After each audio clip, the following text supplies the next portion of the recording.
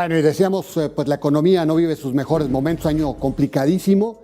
Y pues vamos a platicar con alguien que sabe de lo que están pasando las empresas, Ángel García Lascurain. Él es el presidente del Instituto Mexicano de Ejecutivos de Finanzas. Ahí se agrupan pues los principales ejecutivos de las empresas de nuestro país.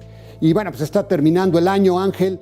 ¿Cómo estás viendo este cierre del año en este complicadísimo 2020 con esta caída del PIB del 9%, con la dificultad que vive la industria, con la dificultad que viven los servicios, las apreturas de las empresas? ¿Cómo estás viendo el panorama, Ángel? ¿Qué tal, Alberto? Sí, un gusto saludarte y estar en tu programa. Pues bien, realmente como tú lo comentas es un panorama complejo. Si bien en los últimos meses hemos visto algunos indicadores que muestran que ha iniciado la reactivación de la economía producto de las menores restricciones de distanciamiento social, sí vemos un panorama realmente complejo por la apremiante necesidad de generar confianza para incentivar la inversión privada en el país.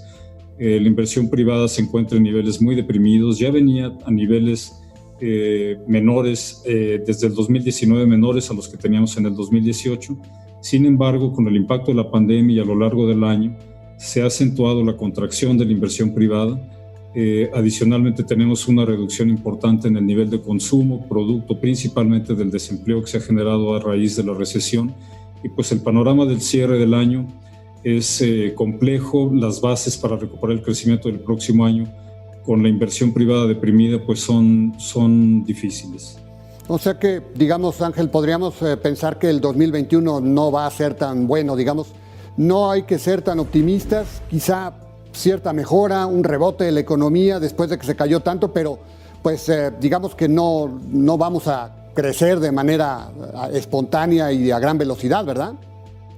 Sí, nosotros esperamos un crecimiento de entre 3,5 y 4%, pero frente a una contracción, como ya mencionabas, del 9% durante este año. Desde nuestra perspectiva, tardaremos varios años en recuperar el nivel de actividad económica que teníamos en el 2018. Y la recuperación la estamos viendo desigual, no ha sido una recuperación homogénea. Los actores más favorecidos son aquellos que están vinculados con el comercio exterior, principalmente industria manufacturera, ligada a la recuperación de Estados Unidos, que está siendo mucho más acelerada que la mexicana, pero el resto de la economía, el sector servicios, como comentaba, el consumo, la inversión, pues continúan en niveles muy bajos todavía. Ahora, para las empresas, Ángel, ha sido muy complejo. ¿Tienen ustedes alguna idea, Ángel, de cuántas empresas pues, han tenido que cerrar sus puertas en el contexto de esta terrible crisis que estamos viviendo, Ángel? No lo tenemos cuantificado, hay información parcial solamente del número de patrones registrados ante el Instituto Mexicano del Seguro Social.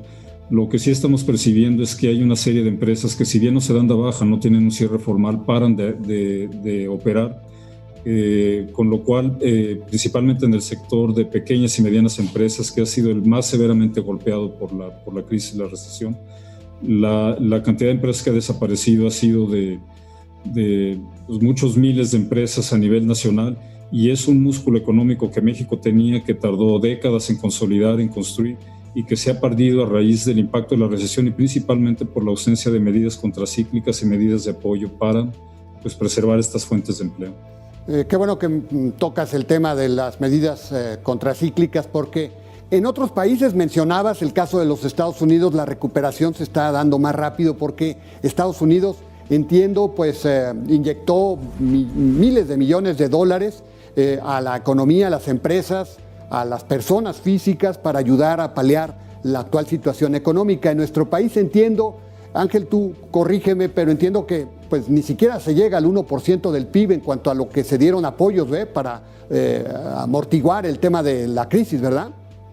Sí, es correcto. Con datos del Fondo Monetario Internacional, para hacerlo comparable, en Estados Unidos se dio un apoyo superior al 10% del Producto Interno Bruto, y hay medidas adicionales que vendrán muy próximamente.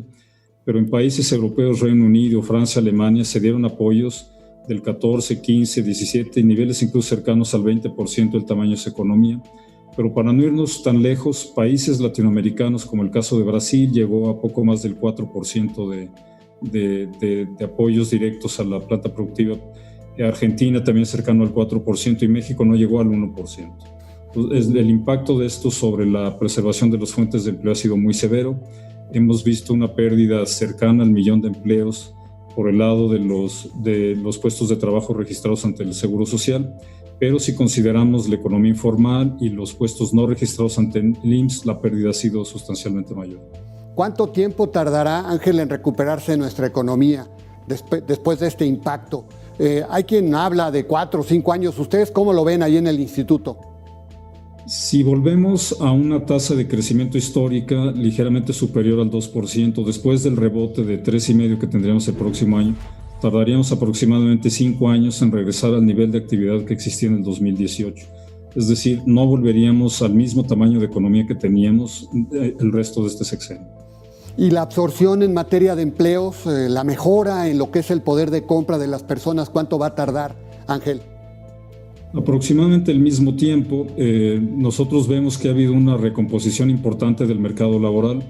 La población económicamente activa, que tuvo un impacto inicial de poco más de 12 millones de empleos perdidos en la etapa más profunda de la crisis, en abril de la recesión, la mayoría se ha recuperado, aunque sigue habiendo más de 1 millón de personas de la población económicamente activa que no han regresado a la actividad previa. Para absorber esa cantidad de puestos de trabajo con las tasas de crecimiento económico que mencionaba, pues no volveremos al nivel de empleo nuevamente que teníamos previo a la pandemia y incluso los niveles de 2018, que fue el último año de crecimiento durante el resto del sexenio. Hay pues un estudio ahí de Citibanamex en donde pues ellos hablan de que pues probablemente tardaría una década para regresar al nivel de ingreso promedio que tenía México, que ya de por sí era bajo, ¿no, Ángel? Sí, ese es otro elemento, porque además de la generación de puestos de trabajo, las remuneraciones medias también se han visto castigadas. Ha habido, y eso no es privativo de México, a nivel internacional ha habido un impacto a raíz de la pandemia sobre el ingreso per cápita de los diferentes países. Ha habido un aumento de la pobreza prácticamente en todo el mundo, y el nivel promedio de consumo, el nivel promedio de ingresos se ha visto severamente castigado. Entonces, además de la generación de los puestos de trabajo necesarios para apoyar pues, el bienestar de las personas, de las familias, las remuneraciones medias han caído también de manera muy importante. Bueno, pues Ángel, seguimos platicando. Voy a un corte muy rápido y regresamos para seguir platicando con Ángel García Lascurain.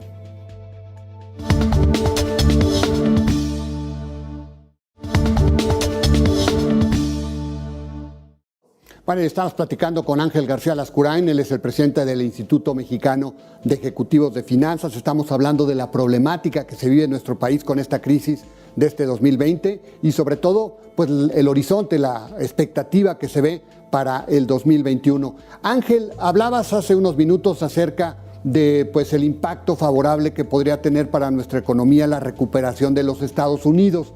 En ese aspecto, digamos, ¿cuáles son los sectores que más se verán favorecidos y qué tanto mejorará, digamos, qué tanto permeará en el resto de los sectores que dependen más del mercado interno, Ángel?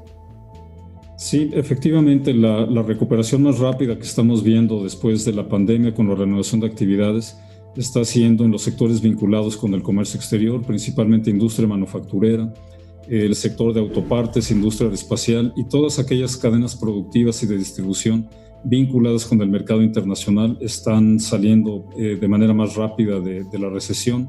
El resto de los sectores, comentaba el sector servicios y aquellos que dependen principalmente de la demanda interna, continúan con un nivel de actividad muy deprimido y la recuperación tomará mucho más tiempo. Estamos viendo, por lo tanto, una recuperación frágil de nuestra economía, una recuperación que será prolongada y que está siendo desigual en términos de la distribución de este crecimiento. Ahora, ¿qué tanto les preocupa a ustedes en el IMEF, pues el sector financiero, Ángel?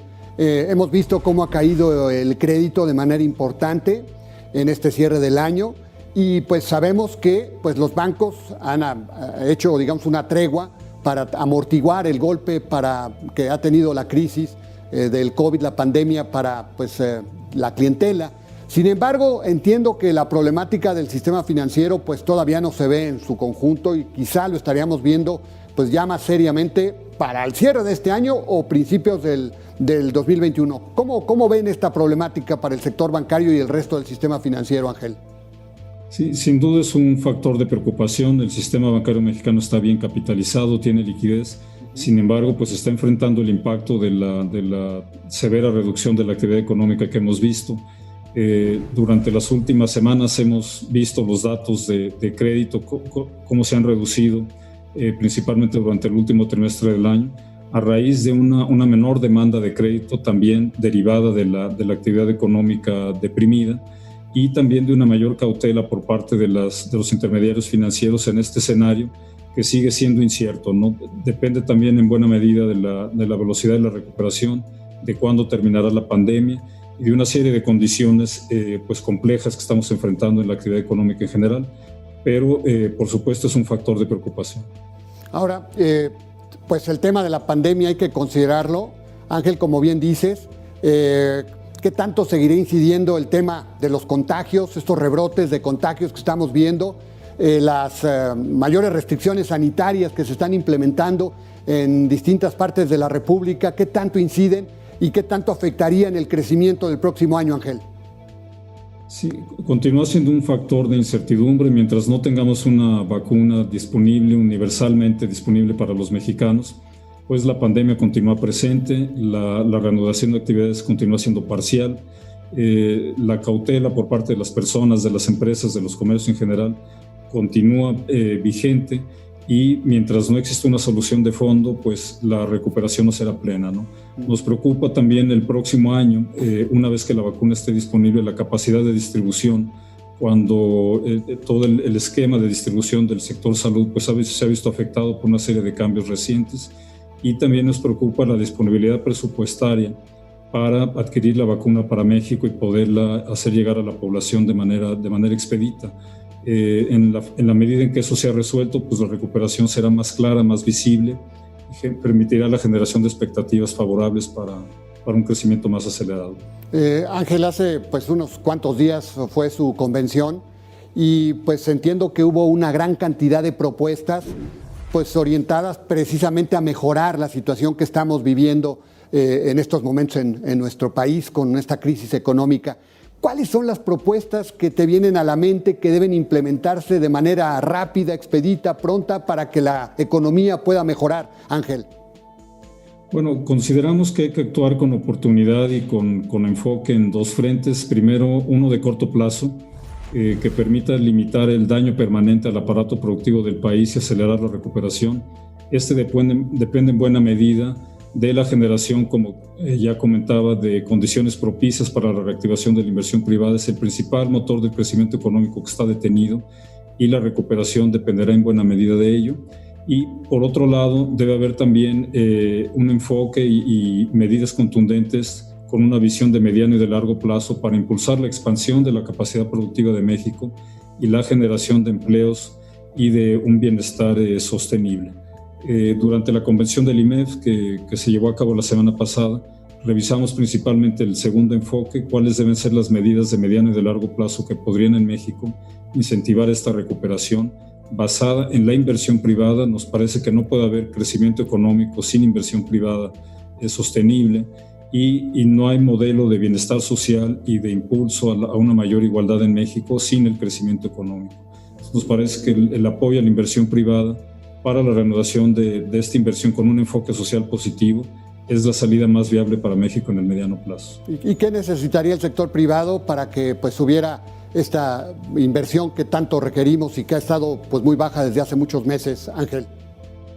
Bueno, por supuesto, certidumbre en la preservación del Estado de Derecho, respeto a las reglas de juego, respecto a los contratos.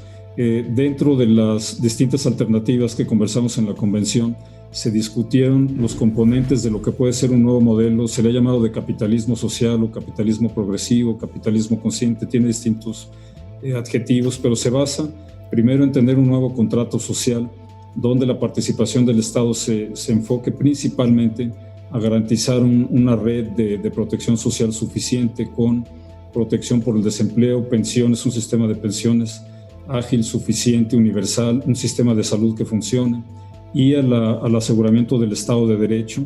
Y por el lado de las empresas, a impulsar un propósito mayor de la empresa, ¿no? Donde el rendimiento no solamente se mida en términos de beneficio para los accionistas, de beneficios financieros, sino también en relación con el cumplimiento de objetivos ambientales y sociales. Y hay otra serie de elementos como la búsqueda del pleno empleo mediante la articulación de la política fiscal y monetaria, el impulso a la productividad de las empresas, por supuesto un sistema educativo de calidad, la innovación en las empresas, el apoyar el conocimiento, la investigación, el desarrollo de la ciencia y la tecnología, siempre en un marco de mercados regulados y de una competencia efectiva. Entonces, son diferentes elementos a nivel de política pública, pero también al interior de las empresas, que permitirían consolidar un modelo de este tipo. En materia fiscal, ¿qué se requeriría, Ángel? Bueno, uno de los factores que nos preocupa más para el próximo año es la debilidad estructural en las finanzas públicas.